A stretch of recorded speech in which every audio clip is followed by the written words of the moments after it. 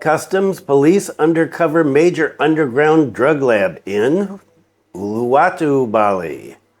And many foreign-owned businesses in Bali are rule-breakers, according to Pak Luhut. Haven't heard from him in quite a while, but he's back in here talking about foreigners again.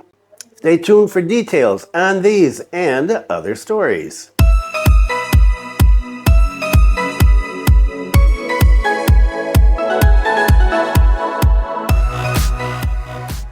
Selamat siang. Welcome to the latest news from Bali and Indonesia. This is November 24th, 2024, and my name is Bruce. And what is the weather like today? Well, another hazy day, and, well, it's hot too. 30.8 degrees Celsius, and the humidity is 71%. Wind speed is 6.4 kilometers per hour and starting to pick up. So, not the greatest day in the world, but not too bad either. And I hope wherever you are, you're enjoying the weather. I saw some flooding down south. Nothing up here yet. We did have a big rain yesterday that lasted, I don't know, about an hour. And, well, it cooled things off, so it was welcome. Nothing today on the North Bali Airport. So let's get into the other stories that we have going on about Bali. And first, Customs police undercover major underground drug lab in Uluwatu Bali. Yes, in Uluwatu. A joint operation between the Customs and Excise Directorate General and the National Police has once again uncovered a clandestine narcotics laboratory producing hashish, Happy 5, and cartridge pods in Uluwatu. I have no idea what Happy 5 is, or cartridge pods. We began to uncover the existence of this lab when the joint team of the Customs and Excise Directorate General and the Narcotics Crime Directorate of the National Police's Criminal Investigation Agency revealed the illicit distribution of hashish in Jogja in September of 2024. According to a spokesperson, after gathering information, it was discovered that the hashish was produced in Bali. Based on post-seizure analysis of previous clandestine lab cases, the team has reinforced surveillance on high-risk imports, including equipment, chemicals, and printing machines that could potentially be used for drug production. Previous joint operations have successfully uncovered 5 clandestine labs in Jakarta, Semarang, Canggu, Medan, and Malang. From the surveillance efforts, the joint team discovered several packages containing equipment and chemicals from China at the airport, Soekarno-Hatta Airport. And these were suspected to be linked to Villa Wigo in Uluwatu, a location identified as a potential clandestine lab, according to the spokesperson. During the raid on the location, the joint team arrested 4 Indonesian nationals who were involved in the production and packaging of the narcotics. The joint team seized a large batch of finished products as evidence consisting of 18 kilograms of hashish bars in silver packaging and 12.9 kilograms of hashish bars in gold packaging. In addition, the joint team also confiscated 35,000 Happy 5 pills weighing 0.2 grams each, 18,200 Happy 5 pills weighing 0.4 grams each, and 765 cartridges of liquid hashish. Oh, okay, that's what that is.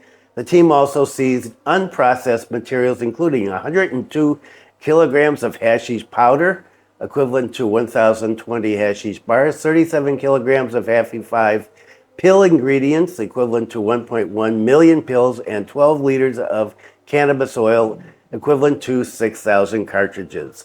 The spokesperson said the operation managed to save 1,490,000 people from the threat of drugs. Meanwhile, the Commander General said that 4 individuals were still on the loose and now had been added to a wanted list.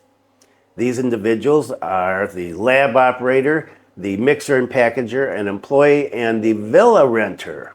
So this is a big bust, and good for the cops. I have no idea what Happy 5 pills are. Anybody know? Want to enlighten me as to what that is? Okay, and now what about Pak Luhut and foreigners who are behaving badly, breaking the rules? Well, many foreign-owned businesses in Bali are rule breakers, Luhut says. Pak Luhut, an economic affairs advisor to the president, revealed Thursday that many foreign-owned businesses in Indonesia's tourist haven of Bali have been breaking the rules. According to Pak Luhut, the State Development Finance Comptroller has conducted audits in Bali following alarming reports of unruly foreign tourists. The audits also covered the businesses belonging to the foreigners, and reports revealed that a lot of them are operating on ill-gotten permits. Pretty much well known on social media for a long time. Judging by the audit results, there are many serious problems related to the permits for foreign-owned enterprises. Many of them got their permits without meeting the requirements. Surprise, surprise. There were also those who violate the rules. I guess other rules. The rise of foreign businesses has sparked an unhealthy competition with the local entrepreneurs, according to Pak Luhut. He said, "This takes a toll on Bali's economy. We need to fix it by beefing up the supervision, increasing the capacity of our officers, and honing the existing regulations." And as you may know, the elections are coming up here in just a couple of days. And so we will have a new governor. And because of this, Pak Luhut said there's no better time than the election time for the tourist haven to make improvements.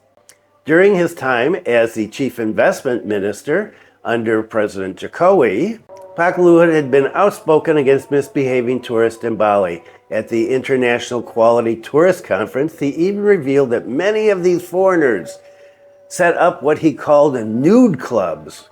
Wow, nude clubs. These foreign citizens are also taking away jobs from locals, who are probably not then, I guess, setting up nude clubs, or maybe they are, particularly those working in the micro sector. Over 200,000 foreigners are estimated to currently reside in Bali. The immigration office has kicked many rule-breaking foreigners out of the province, as you know. So it looks like the government will be paying more attention to foreign-owned businesses to make sure that everything is on the up and up. And as I said, the election is in just a couple of days on the 27th. And after that, well, let's see how things pan out in terms of the crackdowns on foreigners and the new airport and all of that, because once the election is over, well, who knows what's going to happen. Okay, let's get on to some tourist stuff.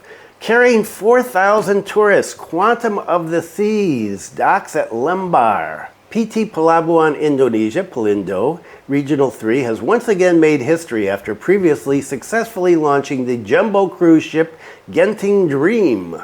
This time, the largest ship that ever stopped in Indonesia, Quantum of the Seas, successfully arrived and docked at Gilmas Terminal in Lembar. The arrival of this ship is proof of Pelindo's readiness as a gateway for international sea tourism. Royal Caribbean Cruise Line's Quantum of the Seas jumbo ship successfully docked on this Friday around 6 o'clock in the morning. The docking process of the giant ship involved the services of a pilot and towing service through 2 tugboats owned by Pelindo. General Manager of Pelindo Regional 3, Lembar, said that the process of docking the ships, with an overall length of 347 meters, carrying around 4,000 passengers and 1,000 crew members, a big one, went quite smoothly. On the land side, his party has also prepared disembarkation and embarkation routes for passengers. In addition, Pelindo Regional 3 has also prepared a modern mobile gangway to facilitate passenger access to and from the ship. It's an honor for us to be able to serve Quantum of the Seas, the largest ship that has ever stopped in Indonesia. Of course, this can be done thanks to the hard work of the team and the support of all the parties involved, including customs, quarantine, immigration, local governments, travel agents, and more. It's hoped that there will be similar visits by other giant ships coming in, and Pelindo is looking forward to improving the local economy. Okay, and one more short one today. I'm recovering, thank you, for people today. Hope I get well quickly. I'm still a little stuffy, but much better than the other day. And last one, Undiksha academics respond to the formation of the Ministry of Culture. The special formation of the Ministry of Culture during the leadership of the President of Republic of Indonesia, Pak Prabowo, President Prabowo, received a warm response from academics from Ganesha University of Education. The man, who now serves as the Dean of the Faculty of Law and Social Sciences, said that he appreciates the President's steps as a strategic effort to pay more attention to preserving culture, customs, and traditions in Indonesia, especially amidst the challenges of globalization and modernization. According to Professor Swastika, he said that culture, customs, and traditions have a strategic position as the foundation of community life. Social values contained in the lives of indigenous communities, such as mutual cooperation, oral traditions, and social structures based on cultures, customs, are important legacies that must be continued to be preserved. However, he highlighted that the flow of modernization and technological developments have caused these values to begin to fade. Not just here in Indonesia, all over Asia. I was talking to friends in Korea and Japan the other day, talking about how their traditional cultures are starting to fade with the younger generation who just don't have the time or the interest in keeping up some of the old traditions. Anyway, let's get back to Indonesia. Our younger generation works more outside the village, so the inheritance of traditional customs from generation to generation is hampered.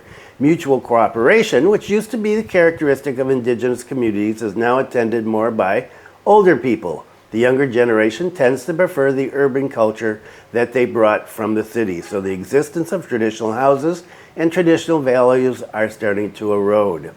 In the context of the establishment of the Ministry of Culture, the professor is optimistic that this step can strengthen the position of Indonesian culture, including Balinese culture. The ministry is expected to be able to provide a greater proportion of efforts to foster culture and customs and be able to handle problems that surround it more specifically, including providing support for traditional villages to be more independent and strong amidst global dynamics. We hope that the nation's cultural heritage can continue to be maintained and become a strong foothold in facing global challenges. This is not only enough to be left to the government, but the role of society as cultural actors is very much needed, he concluded. Okay, that is it for today. Thanks for viewing. Be kind to someone today. Take care, and I will see you next time.